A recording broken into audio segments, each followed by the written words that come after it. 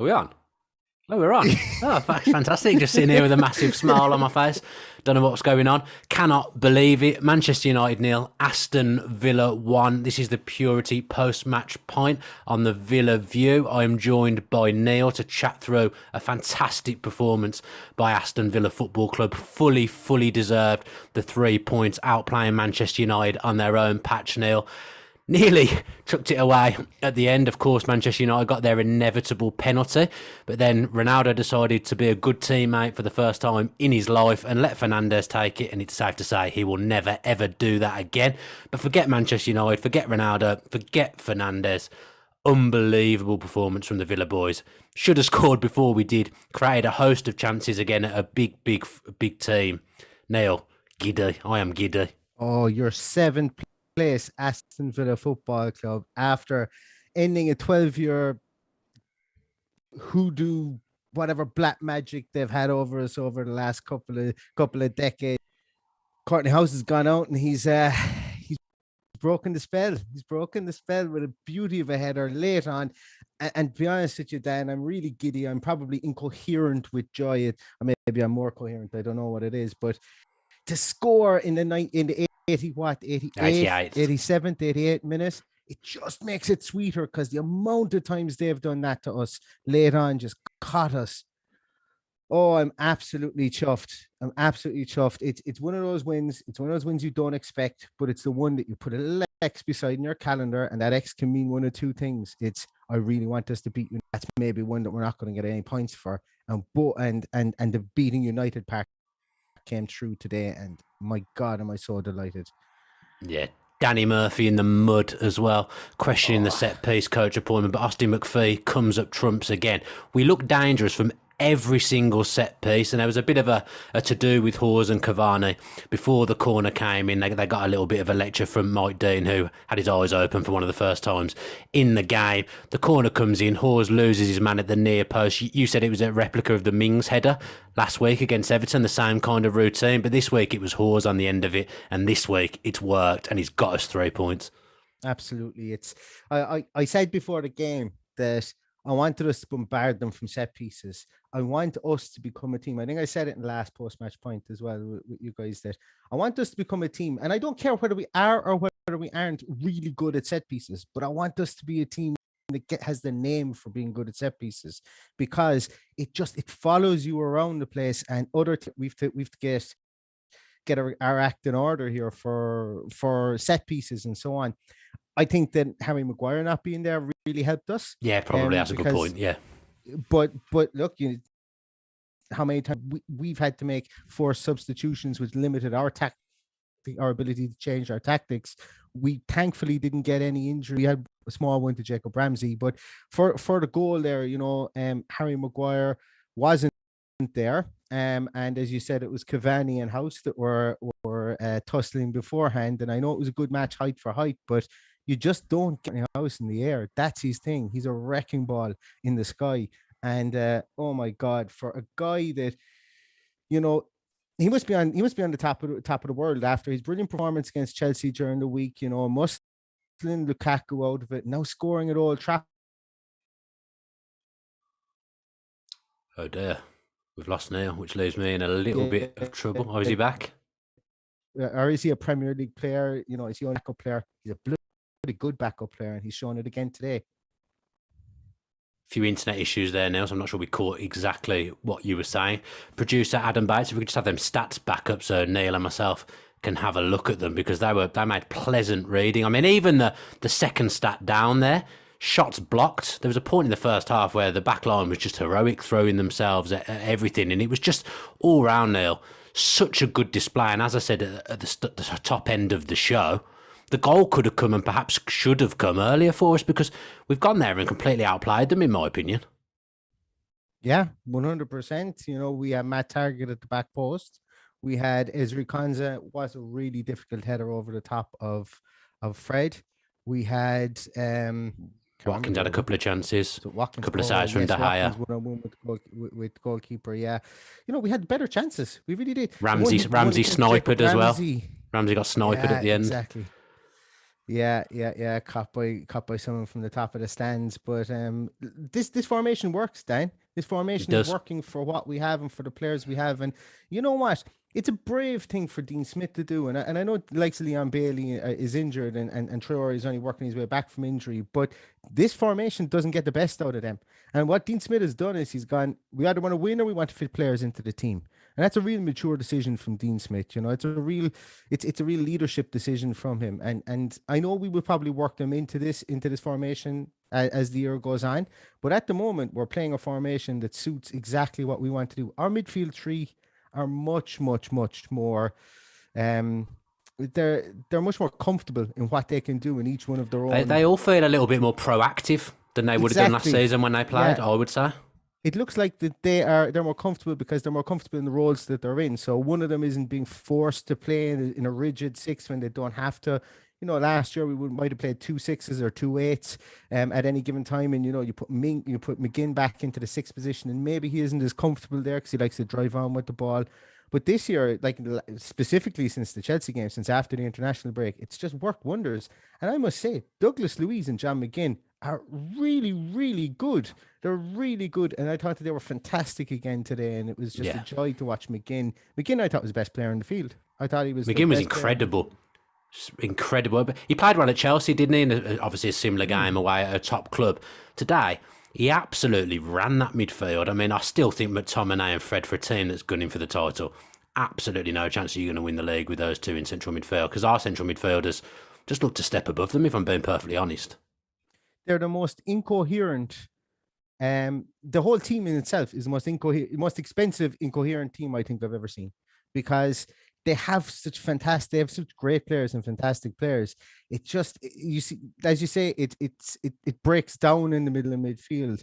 But I'm not going to talk more about them, as I say, because we did our job inside there. We corralled Bruno Fernandes.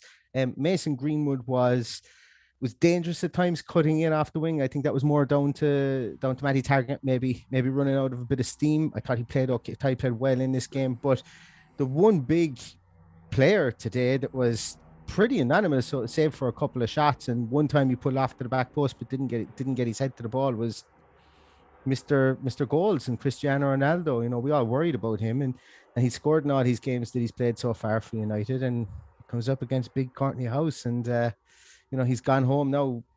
I presume he's gone home with a couple of bruises on him, because I don't think House would have led him away without one or two robust little tackles or little bumps, but he was pretty anonymous.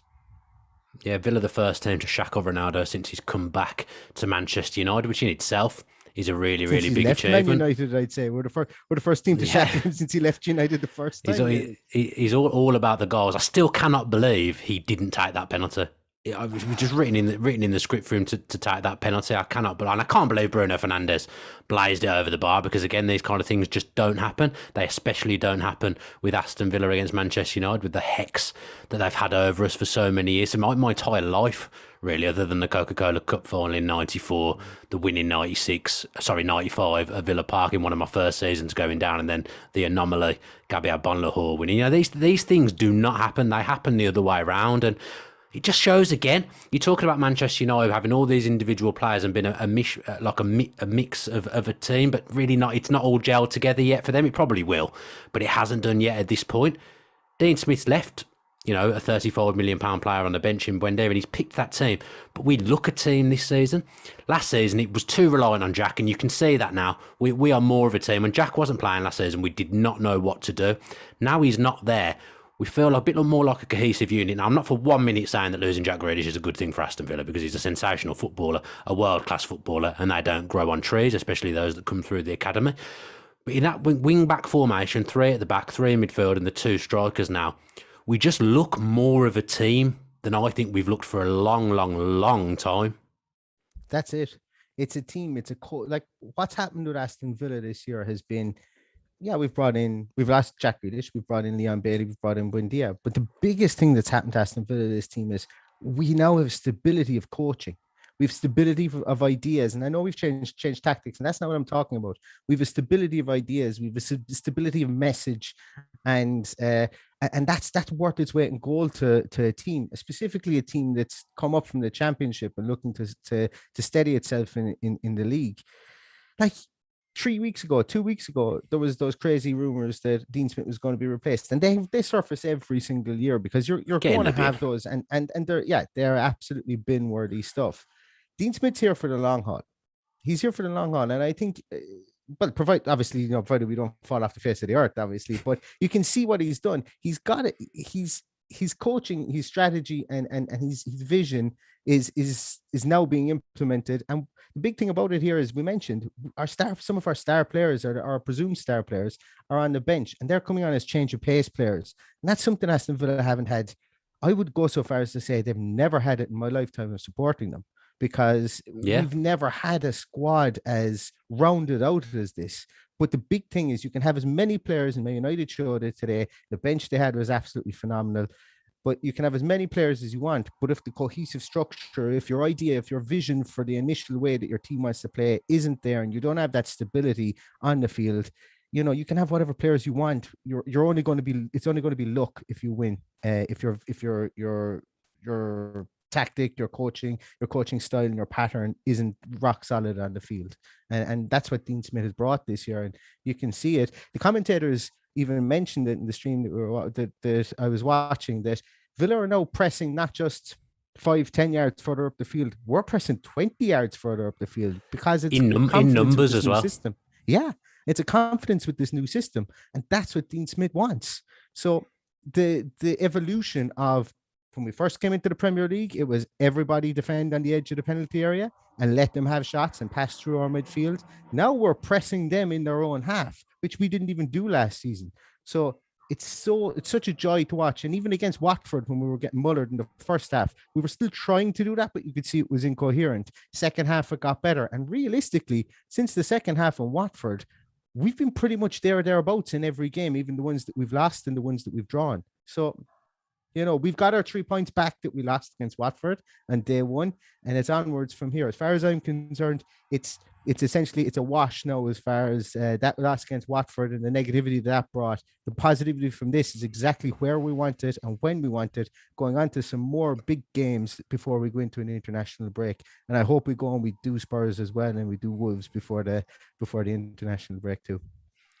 I said after the Chelsea game that, I don't know why I always do that. When I'm talking about something in the past, I point behind me like it's there lurching over me. But I said after the Chelsea game that, the game plan from Smith worked. Although we lost 3-0, I would say the game plan was a good plan, and it worked.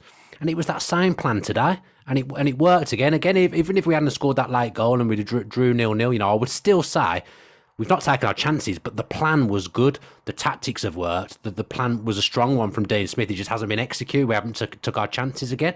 Now, it's taken a set piece, yes, but you're talking about the high press, and you're right, we are 15, 20 yards higher up the pitch when we press.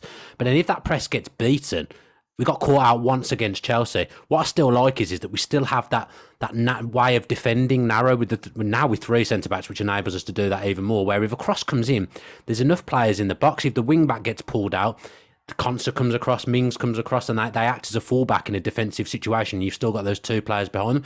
So we've kind of got the best of both now, which I didn't think we really had last season. We were always solid, but you never felt like our pressing game. Yeah, Watkins worked hard, but you never felt like the pressing game was there. But this is working against the best teams, or it's looking good against the best teams. I'm not stupid enough to think that it's going to work every week, and at some point we'll get caught out. But we just look a bit more tactically switched on this year, and I wonder whether the changes in the backroom staff have actually really helped us. John Terry departing, Richard O'Kelly has gone as well. But the set piece coach seems like he's already paying his own wage, to be honest, because we're picking up points from his routines, his moves that would have been worked on in the week. Aaron Danks has come in. We look I'm not saying it's all down to him, but we look really good going forward. And Craig Shakespeare definitely over the last 12 to 15 months has instilled something different at Aston Villa Football Club. Dean Smith is Dean Smith. If you watch his press conference yesterday or listen to his press conference yesterday, everything he says is measured, it's sensible, it makes you proud that he's the manager of our football club. You think, what a man manager, what must the players think, the way he speaks about them, and I imagine the way he talks to them. And when you've got all that and you're backing it up with what we saw today on the pitch, Aston Villa are in such a good place now. it's night and day from 5 years ago. We've said this a couple of times on the podcast. You see the perils that Derby County are in. You see the perils Reading are in. They all made their push to get up from the Championship, spending lots of money. And Aston Villa could very well have been there too. It's like it's almost that Dean Smith coming in at the time he did is as much of a catalyst as Edens and Suarez taking over the running of the club. Both of them work hand in glove, but a lot of people will talk about the owners and the money that's being pumped in. But there's a lot to be said for a cool head to come in and to oversee it all as well. As you said, he's very measured. He knows what he wants. He doesn't. And he doesn't make it about himself either, if that may, because he's never. That's where the coolness comes from. Like, he'll never stay up there and go, I've been talking about the need for set pieces and stuff like that. It's always, Courtney's done a great job there, and obviously we've been working on set pieces with a new set piece coach. I'd imagine that's what he's going to say afterwards. But he's just the guy that's making sure the trains arrive on time. That's all he's doing. He's making sure everything is there, and he's bloody good at it. And the culture that is coming from him, and he's basically friendly nature as well, is really good to see. And you can see that maybe there's a small bit more relatability from the younger players and from the players that are maybe in their mid-20s as well to him. Maybe he's able to relate maybe a small bit better to them than maybe bringing in a Rafa Benitez or someone like that into the club. So there's a lot to be said for the dichotomy and the dynamic of just basically personal relationships with players as well as tactics. But as you say, the demeanor of a team can often stem from the demeanor of the manager on the sideline. And it's fantastic to see how in his stride he's taken it, because since he's taken over Villa, it hasn't been an easy run for him in his own family life with his dad, and stuff like that. And obviously his dad passed away during COVID. And I'm sure every night he goes to bed, and he will tonight, he will go to bed and say, you know what, Dad, I'm after making you proud. I'm after beating Man United 1-0 in their patch for the first time in 12 years. And that must make him feel like he's on the top of the world. He never plays too much on being a Villa fan as well. If things were going badly, I think he could always play on that a little bit more, but he never does that. It's almost like it's irrelevant. He didn't get the job because he's a Villa fan. He got the job because he'd done a stupendous job at Warsaw, and he'd done a really good job at Brentford as well. But he doesn't even play on that, which he could do a lot more as a Villa man. And a lot of fans would take to that, but he doesn't do that. He's there on his own merits, and he's doing an unbelievable job. And I couldn't be happier for him, and I couldn't be happier having him in charge. We spoke about the midfield. We spoke about the defence a little bit as well. Not too much for Emi Martinez to do today, so not much to say on him either. The person I wanted to talk about was Ollie Watkins, because it's everything but the goal pretty much at the moment. He worked a lovely angle for a shot in the second half after great work from, I think it was Louise and Danny Ings. Danny Ings' link-up play, when them two get firing and they get used to playing next to each other and with each other, they're going to do some damage and they're going to score some goals. It's the second game running or third game running potentially where neither of them's on the score sheet. But they're ruffling defences up, they're working defences hard, and once Watkins gets that goal, I think he'll go on and get a few more, won't he? Because he's unlucky today, worked incredibly hard. His touch wasn't quite there at times. I mean, I've got to say, at times Villa's passing in general was a little bit sloppy and a little bit wasteful as well as we play. But once we get all that, we're going to be a hell of a side, and Watkins is going to score goals. Yeah, absolutely. And I felt really sorry for him, because in the second half, that wasn't the second half, Douglas Luiz plays an absolute beauty of a ball right in around the fullback. Watkins gets onto it, cuts in, and does brilliantly to dance across the box and takes a shot. But he had to do so much work to take the ball back in around the defender again, because of the angle he received it. The ball was super from Douglas Luiz. It was just he couldn't take it in his stride to get in front of the defender, but he still came across and forced a brilliant save from De Gea. Forced a save from him in the first half. His work rate is relentless. In the first half, he came back right into the center circle, picked up a ball and showed dancing feet to get around 2 or 3 players and lay it out to Matty Target on the left-hand side. Actually, I think it might have been Ramsey on the left-hand side. And then he went again to take ball. But as you say, it's everything but the goal for him at the moment. And you can see that link-up play that both himself and Ings are bringing into this team. Like Ings, Paddy on our podcast, he made a great point. The Ings is almost playing like Robbie Keane used to play for the Republic of Ireland. If things weren't going Robbie Keane's way, he'd drop back far enough into midfield, just enough to try and link the play up, and he'd never do something outrageously good, but he'd just keep everything ticking along in there and still be up at the top to try and get in the end of it as well. So I think the two of them are absolutely playing out of their skin at the moment. They're just not scoring goals, and it's a valid thing for people to say, when are the goals going to come for them? I suppose, are we in the situation where we're looking for wins more than goals at the moment? And are they going to be some of the parts of this team? I think at the start of the season, we would have said that both of them might have got into the high teens for goals, and they may still do that. But for the moment, they're getting used to playing in this system, and they're playing really well, provided they aren't hitting the back of the net, you know. Yeah, a couple of things popped up at the bottom from people watching the show. Thank you as ever for tuning in, especially to us rambling a little bit. Hard to come and do a show straight after that, so we're doing our best. No notes in front of us, just talking about what we remember from the game. But thank you ever so much for tuning in, because we really, really appreciate it. First one was the fans. Unbelievable. All you could hear was the Villa fans. Manchester United fans may as well not have been there, so flat, but the Villa fans who've got up at silly o'clock this morning to get to Old Trafford and had to cope with the disruption of the kick-off time changing deserve a huge amount of credit, because when, you know, they're not dragging the team, the team's playing really well, you know, but they're backing the team to the hill, backing the team up, and I know it will mean an awful lot to the players, and the atmosphere at the end, and the atmosphere when the goal went in the away end must have been incredible. The second thing that pops up, and I've completely forgotten what it was now, so hopefully Adam can flash it up again, because I really liked that second thing that came up, but now I've gone off on a tangent and completely forgot what it was that came up. Ole Gunnar Solskjaer, that's it. Solskjaer claiming the goal was offside. Now I've only seen it back on the feed that I was watching. They were talking about it being offside a little bit.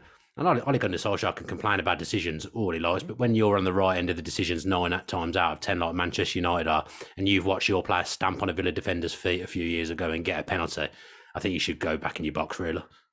Yeah, that's there. I think that Ole Gunnar Solskjaer has kind of, even though they've had a good start to the season, I think he's kind of come out this season in the last week, I suppose, realistically, and he's shown he's a bit under pressure. They've lost 3 games recently, haven't they? Yeah, he came out and he just had a shot across Klopp's bow for no reason. Didn't even mention his name. He started to complain after games, really giving out about refs and penalties at the moment. They got their penalty today, first one of the season, and it's still traveling. You know, I'm sure it's going to be spotted by the Hubble telescope at some stage. He not only missed the goals, I think he missed the bloody stand behind as well, which is unbelievably unlike him. But yeah, I am going to stick the boot in, because it is Bruno Fernandes, and everybody talks about him being the world's best penalty taker. So I will say he had a good game though. Some of his distribution was incredible. Yeah, he didn't do it when it mattered. He put some decent balls into the box that players didn't get the end of, and some of his range of passing was incredible. But yeah, I'm pleased he obviously put the penalty in the stand. Matt Lynch resting easy now, knowing that he's not taken the worst penalty that involves Aston Villa in the history of penalties now. But yeah, I will say he was definitely their most dangerous player, and he was the one that, if anything, was going to make stuff happen. Matty Cash, the shirt behind me, can actually point behind me on this occasion and it be correct. He's in sensational form as well. Created that chance for Target at the start of the game, and his form the last 2 or 3 games has been absolutely brilliant from right wing back. Actually, the change of system, I wasn't sure it would suit him. There was a few people who said Target and Cash aren't wing backs; they're more full backs. I'm not sure this is going to work for them, but Cash has been brilliant. Matthias Schlotty, I think, is what he's going to be called if that passport comes through. Be getting myself a Poland shirt to hang on the wall, that's for sure. He was fantastic again today, and actually one of my mates, he's a Liverpool fan, he messaged me and he said, my God, Matty Cash is like, and I know he's a Liverpool fan, but he said Matty Cash is like a right-footed Andy Robertson, and the way he just gets that's a fair comparison. It is, yeah. He's great crosser of the ball, gets up and down the field, is like he's an 8 out of 10 at everything, or a 7 out of 10 at everything he does, and the effort is faultless with him. But he's a vital part of the cog, and I think McGinn trusts him so much on that right hand side when the two of them are playing there together. You see the amount of link up play they had today. McGinn would hold the ball up and wait for the overlap, and he's just such a willing support player in attack as well for Aston Villa. And you just have to see during the week his cross for Cameron Archer against Chelsea was an absolute rainbow from the sideline. Like, it was a brilliant cross. And today he fizzed a couple into the box, and he was back there to do his duties against Pogba as well, which isn't an easy feat either. So absolutely hats off to Matty Cash. He's amazing. He's been amazing since after the Watford game, and I think a lot of people have been very good since after the Watford game. But Matty Cash definitely take a bow after today. Let's finish by talking about Courtney Hawes then, because he deserves a huge amount of credit. He had a great game against Chelsea in the week, an amazing tackle on Romelu Lukaku, who was in full flight, having come on, fresh at that moment. Brilliant game from him. £3 million. That guy has never, ever let us down. He seems happy that, that he's part of the squad. He's not going to come out of the team and be one of those players that complains. But, he's given Dean Smith something to think about now. It's not a given that Axel will return straight into that team the way he played today and the impact he had on the game.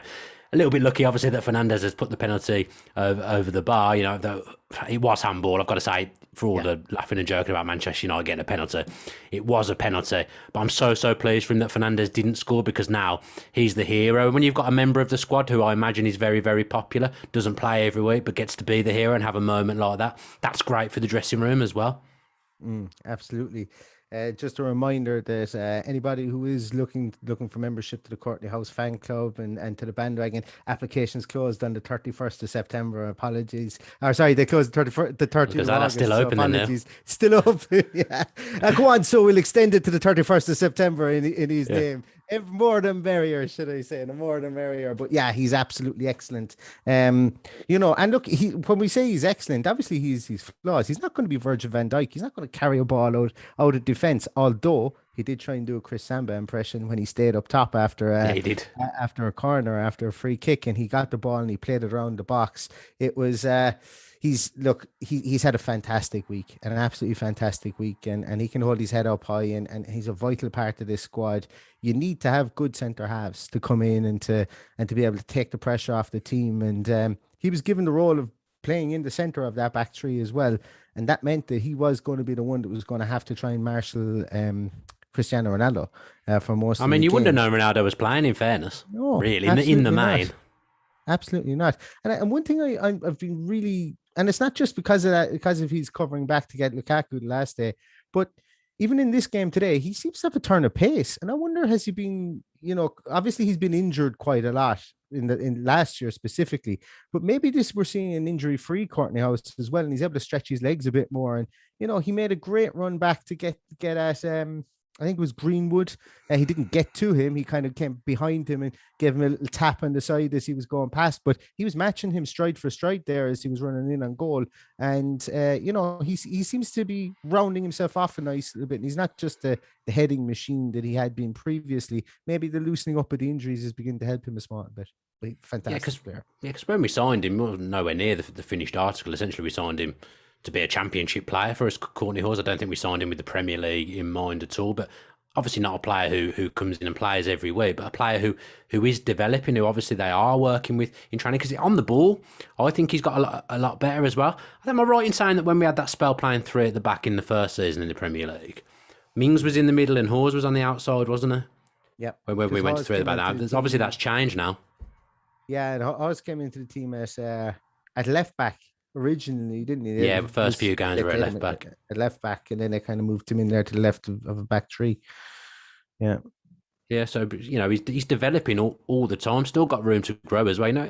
He played for the England under-21s. He's England under-21 footballer. He's not just someone who's been knocking around in the AFL that we've plucked. He got good pedigree. He just lost his way a little bit at Wolves, but a vital member of the squad now. And if you can have a player like that, they're worth the weight in gold. A player that isn't going to complain, that can come in and do a job when necessary. And like I say, he's probably given Dean Smith something to think about now. And you would expect he's probably going to keep his place for the next game. And someone like Axel, you can't complain through no fault of his own that he hasn't played today. Obviously, he can't play as part of the loan arrangement. But if someone comes in and does well, does the job, you have to just sit back and say, okay, it's my turn now to bide my time. Courtney Hawes is a good teammate, someone who's really important to this squad. He deserves his chance. And as I say, the players and the coaching staff, everyone, all the fans as well, everyone would be really, really pleased for him because he deserves it. A really low maintenance player and someone for $3 million who's turned out to be an absolute snip. I think that just about does us. Everyone can go and enjoy their day now. In future Oh, I was just about to say something and produce it in my ear, telling me what I was already going to say, and I've lost my way because of it. So yeah, Purity, our sponsors, we thank them as ever for being part of the show, and we thank them as well for providing us with a 10% discount code. If you go onto their website, you'll get 10% off by using the code #VillaView at checkout. I believe the Villa mini kegs are back in stock. I think they're back now. I saw in midweek. So if you want to treat yourself and celebrate Villa winning at Old Trafford, go and get yourself some Villa beers for the next time Villa are playing, and you can celebrate with them. But go and celebrate now anyway, because we're all absolutely delighted. What a day. Manchester United 0, Aston Villa 1, Courtney Hawes 88, Bruno Fernandes missing a penalty in stoppage time. I doubt it gets much better than that. So enjoy the rest of your weekends, and let's have a big up the Villa.